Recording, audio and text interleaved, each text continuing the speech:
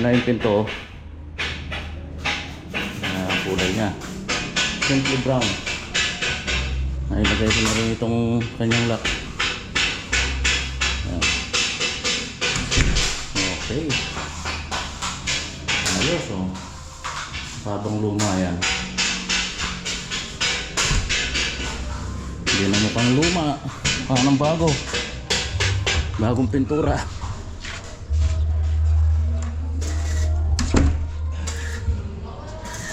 Oh, diba? Ganda.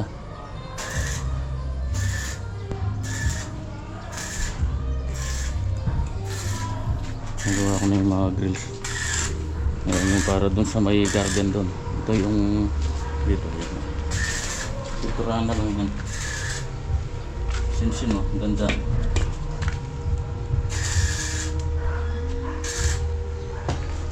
Para di pasukin ng mga palaka. Kaya daga. Uy, ito piraso. Takip na to. Ayan, bali dalawa lang yung may grill. Yan doon, tsaka yung dito. Ito na yung awning. May deliver na kaninang umaga.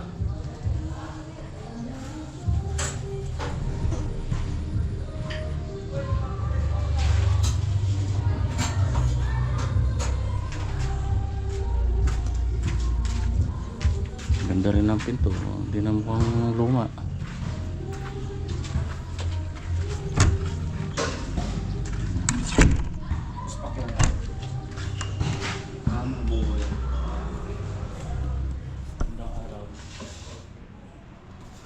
Tingnan nyo naman nakakatalawa na ako. Kaya ito muna yung tinatrabaho ko ngayon, itong partition na to. Napinturahan na naman yun. Yan, para safe na, hindi na matutuluan.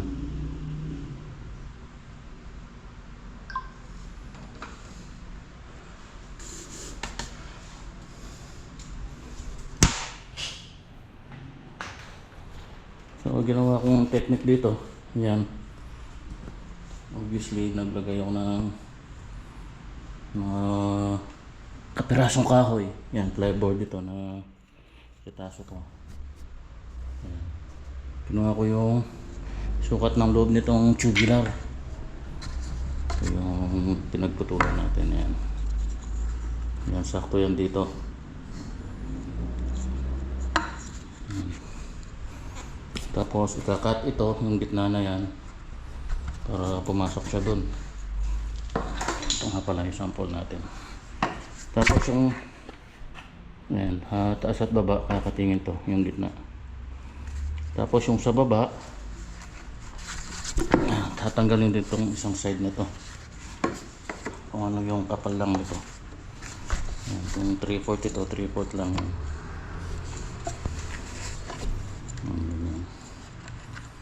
Para pagka sinuksok sa taas, tapos i-slide lang dito.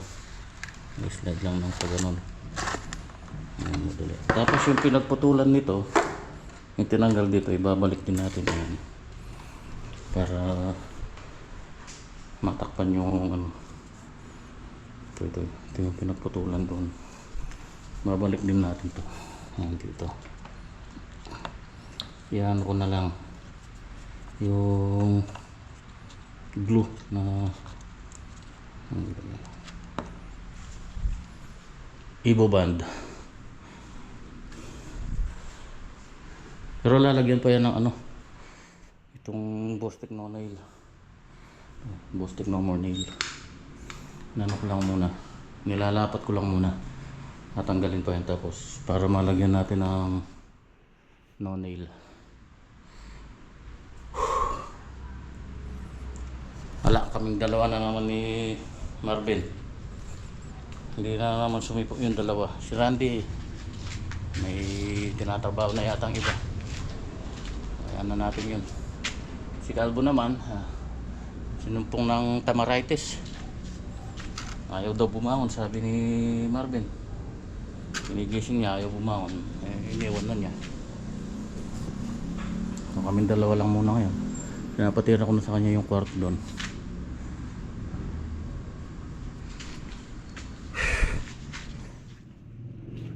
hintay ko yung buhangin at saka yung hollow blocks. Bakit hindi dinideliver? Kanina itong umaga in order yung hollow blocks at buhangin. Wala pang dumarating. Dito ko na sana ipapadampo habang wala pang naglalaro. Yan o. Ang ganda. So hanggang dyan lang. 5 piraso. Nga lumabot siya ng 60 cm magmula doon. Yan o. Para matatakpan yung ano ng CR. Para may konting ano lang. Barrier. Ganon. Kasi dining ito eh. Para hindi mo tanaw yung higaan tanaw yung ano. Yung CR. Ganda o. Dagdag ano na rin yan, dagdag design. Yan, pares sila nito. Yung fluted panel na to pares niyan. Ganda oh.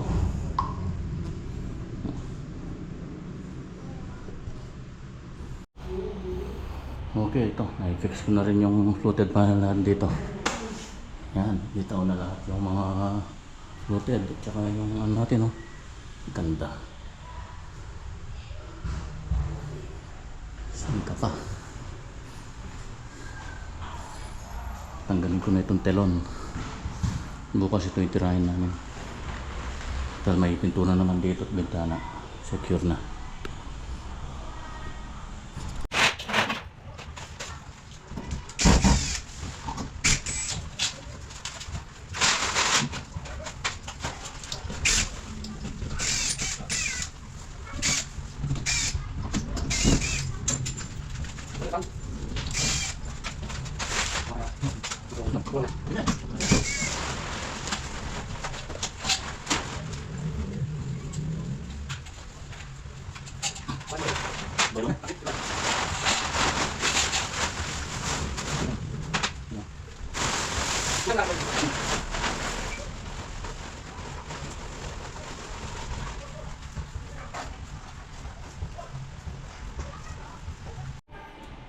Yun oh, lumitaw na.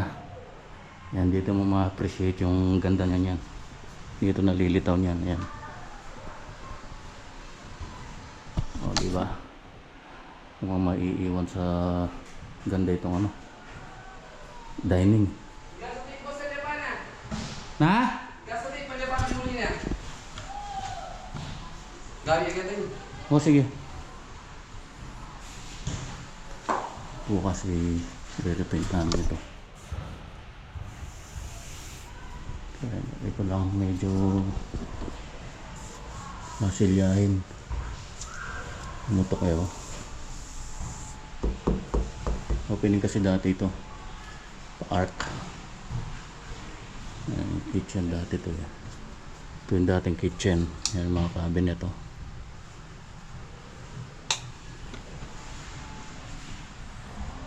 Ganda.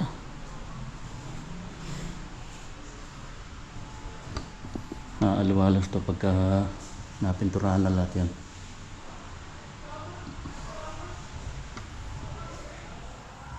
You know, good morning.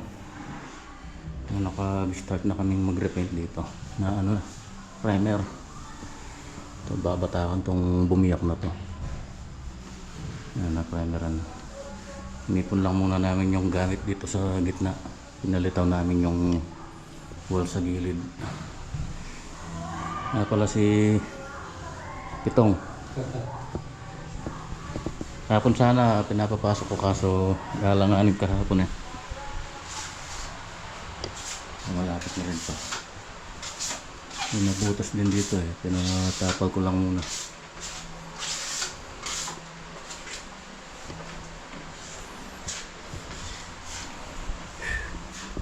Init.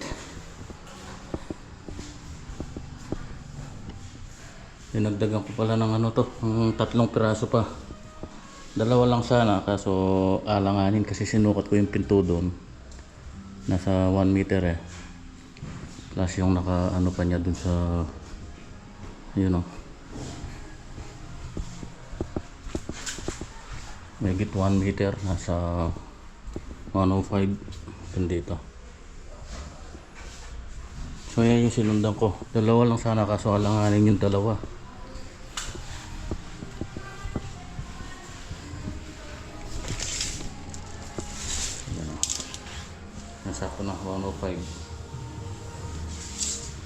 Ano kasi tapat kasi halos, hindi naman halos, ano, nakalinis naman to eh.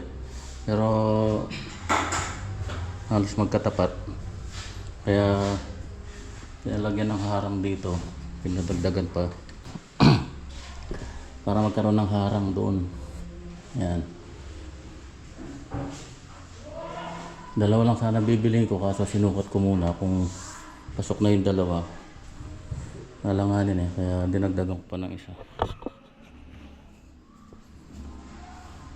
Na feng shui eh. Sa feng shui bawal daw yung magkatapat yung pinto eh. Yan, okay na. Yung opening natin dito, sa mga 120 pa siguro to. 138. Ang lawag pa. Mas gumanda pa. Yan.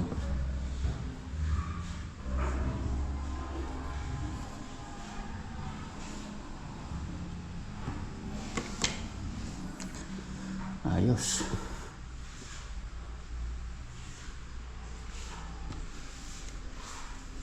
Ganda. Bali 8 piraso yan. 5 yung una, tapos yung 3 yung huli.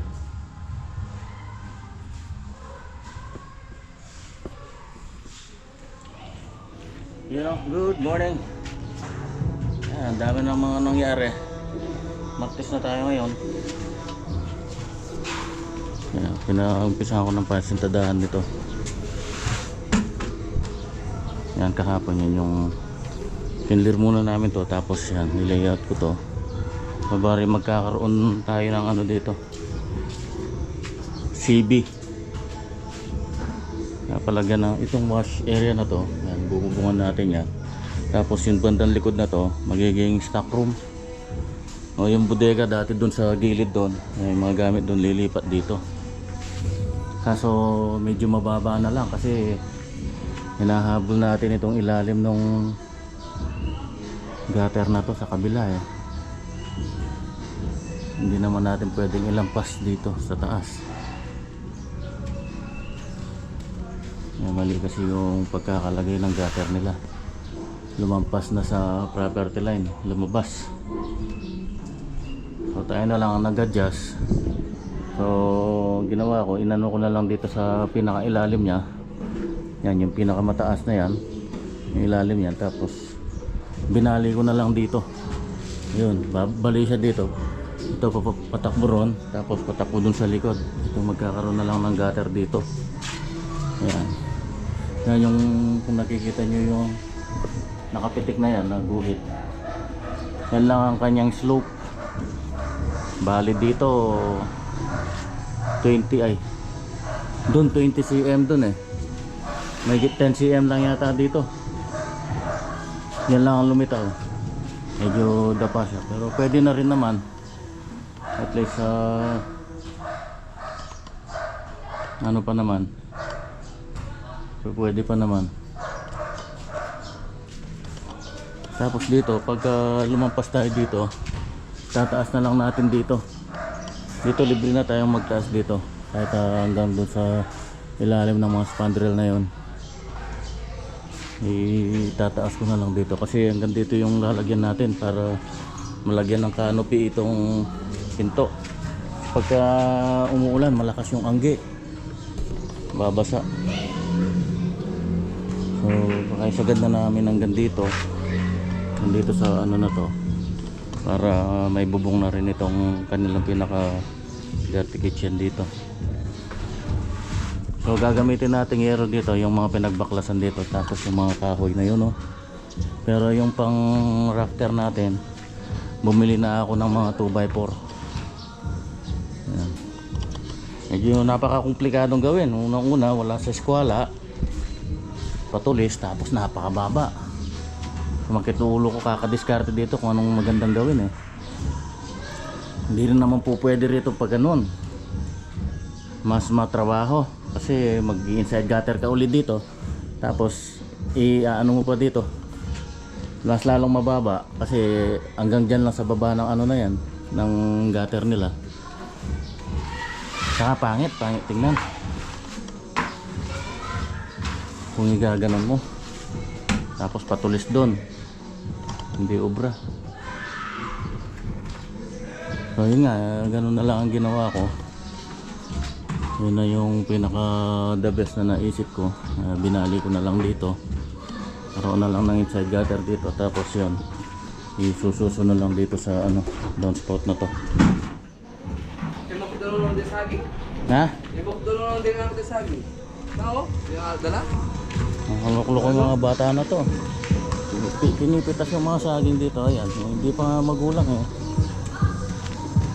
Kunin na kaya natin, pwede na siguro yan. Kunin nyo mamaya, dalhin nyo na lang kaysa sa sinisira ng mga bata.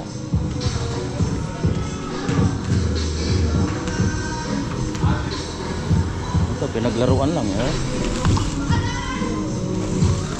Bahal buhat ang sabo eh. Ha? Bahal buhat ang sabo. Lulot na siguro din eh, Ben. May inog na siguro to. Ay hindi, mura pa. Bagay, pwede na rin. Isira lang ng mga bata eh. Walang yung mga bata na to. Yung sa loob tapos na. Ayos na dito, nakapag-ayos na kami ng mga gamit. Ayan, dyan na nga yung ref. Ayan o, ganda. Naayos na. Kahit yung kwarto na to, may mga gamit na rin dito kaming inilipat. Ayan o. Ito, ginagamit na nila. Ayan, functional na lahat. Yun o, sino kaya yung nakabinyag dito?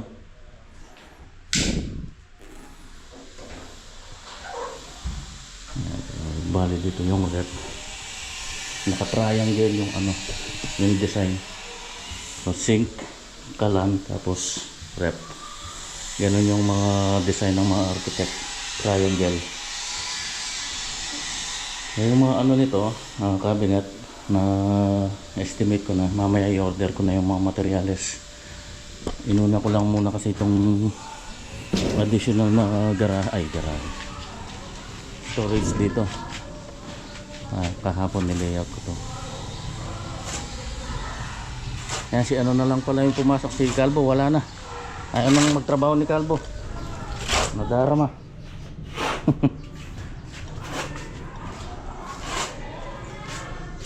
Si Marvin na lang at saka si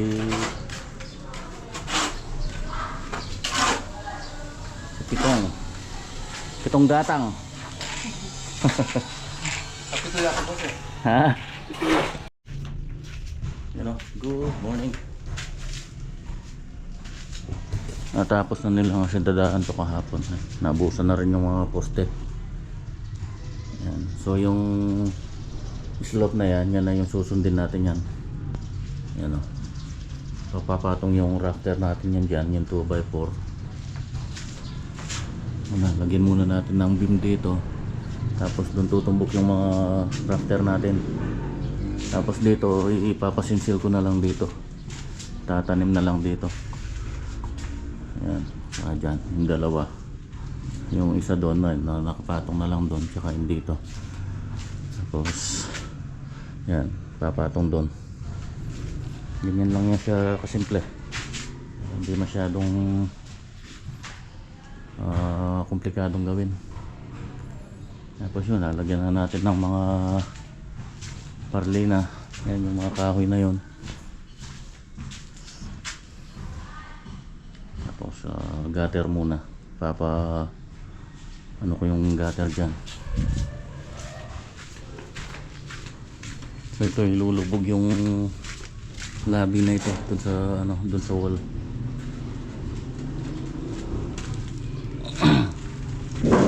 Sakto na ito doon, ginawa ko na ito, nakasukat na to. Lagyan na lang ng elastosil yung mga ano, dugtungan.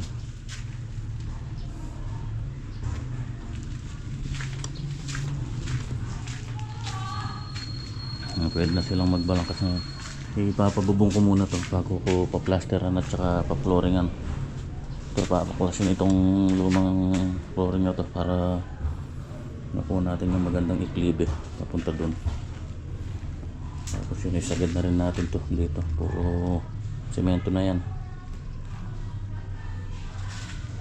Doon natin lahat patakbuhin. Tapos yung dito, doon na lang. Dito, level na lang dito. Tapos pagdating dito, doon natin i-slope ng konti papunta doon. Wala na tayong mga drain kasi dito eh. Bali yun lang may grills. Ito pinasarap kasi ito. Para hindi mamaho. Ka-open kasi ito galing sa lababo yan eh. Dito nakasuso yan eh. Pagka open to, minsan may mga kanin na sumasama dyan, mga galing sa pinaghugasan na pipilter dito. Pag na ano, mabubulok yun eh, mangangamoy. Kaya pinasarado ko yan. Pagka open kasi yan, medyo ano, para hindi pamahayan ng mga ipis at saka ano, insekto.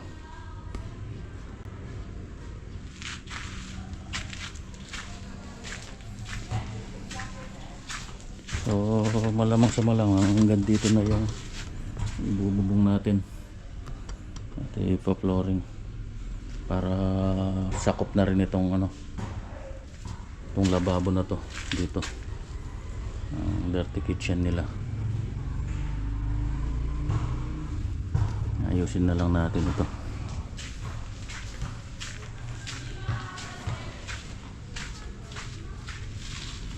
Wala pa yung tropa. Ewan ko kung papasok na ngayon si Kalbo.